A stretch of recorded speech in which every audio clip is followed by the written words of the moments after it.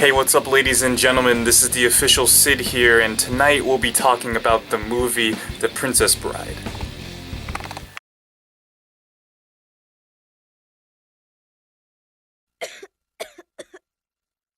Okay, so you probably just read the title and was like, Sex and BDSM in The Princess Bride? What type of weed is he smoking? I'll tell you. It's top of G13. the line. It's called G13. It's genetically engineered by the US government. It's extremely potent, but a completely mellow high. Anyways, one night I theoretically got high with some friends and watched The Princess Bride, and during it everyone kept commenting on how some of the lines could easily be misconstrued as sexual, and also how there are, quote, high-key BDSM imagery. So, here we are.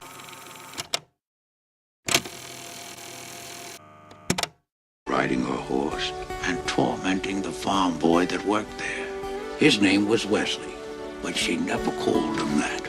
When you first watched The Princess Bride, directed by Rob Reiner, you may not have thought the dialogue suggested anything sexual for the most part, and maybe you're right, but I don't think so. I think there is more to the movie's dialogue and scenarios. I think that there is a lot of sexual undertones and specifically BDSM references directly put in there. Also, I just want to say, I'm not just pulling this out of thin air. I read the entire script, and you can too. Link in description.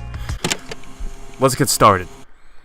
From the start of the story of The Princess Bride, we meet Buttercup, who likes to, quote, torment the young farm boy, and, quote, nothing gave Buttercup as much pleasure as ordering Wesley around.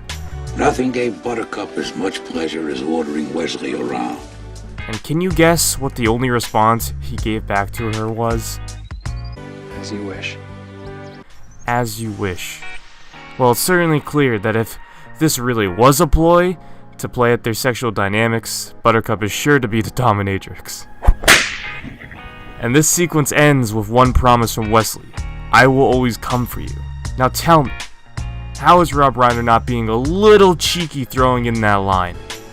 Hear this now.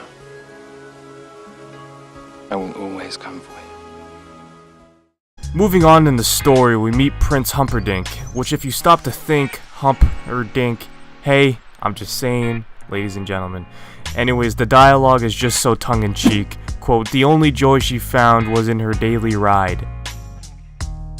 The next encounter that uses this type of seemingly sexual lingo is when we find out Inigo Montoya is going to be fighting the Man in Black, Dread Pirate Roberts, aka Wesley. Rest, Highness. I know who you are. Your cruelty reveals everything. You're the Dread Pirate Roberts, admit it. With pride. What can I do for you?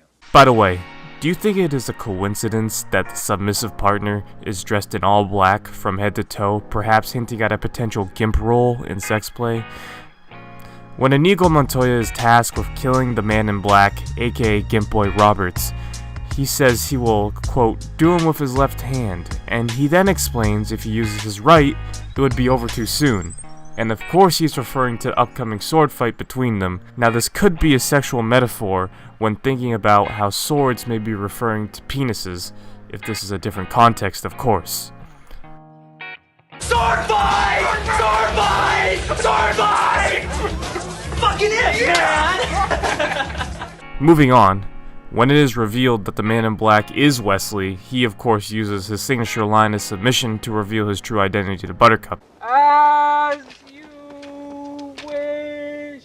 Oh, my sweet Wesley. Quote, as you wish. Followed by, quote, I told you I would always come for you. Told you I would always come for you. Also, let's just skip through all the plot, because realistically, we aren't here to discuss that. However, it is important to note that the prince isn't too pleased to find out his wife-to-be, Buttercup, has her black gimp boy lover back. So, he tortures them.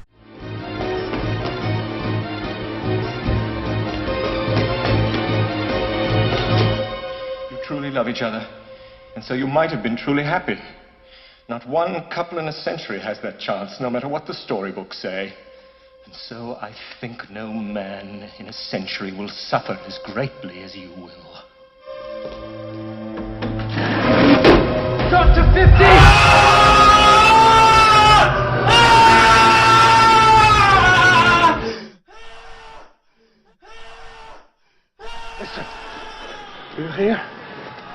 sound of ultimate suffering. My heart made that sound when Ruben slaughtered my father. The man in black makes it now. You cannot tell me that this torture device is not something out of BDSM play. Leather straps, the wooden table, suction cups on the nipples. Come on, this one is just so in your face it's hard to deny it. Anyways, some plot happens and Wesley, Gimp Boy, comes back to life from his torture treatment. More clues pointing to him being a masochist on top of clearly being a sub is that he heals from an amount of pain enough to kill a man, and all he has to say for himself is that he has always been a quick healer. This may again clue to his slave/sub/gimp past. You know what? It may just be from sword fighting. Anyways, the last sequence is Wesley and Buttercup reuniting, and the only two things he can say to his true love is gently, again, one last time cluing to his submissive history, and second, his fondness of her, quote, perfect breast. Very sexual. There's a shortage of perfect breasts in this world. It would be a pity to damage yours. Wesley! Oh, Wesley, darling! Wesley, why won't you hold me? Gently. At a time like this, that's all you can think to say. Gently. Gently! Lastly, maybe it's worth mentioning that the last line in the movie is the grandfather saying to the grandkid, quote, as you wish. Nah, I'm just gonna ignore that one. Ladies and gentlemen, I hope you enjoyed my film analysis of Rob Reiner's The Princess Bride and all its sexual/BDSM innuendos and imagery. If you would like to become official too, then click that subscribe button, and as always, have a good night. This is Sid, signing off.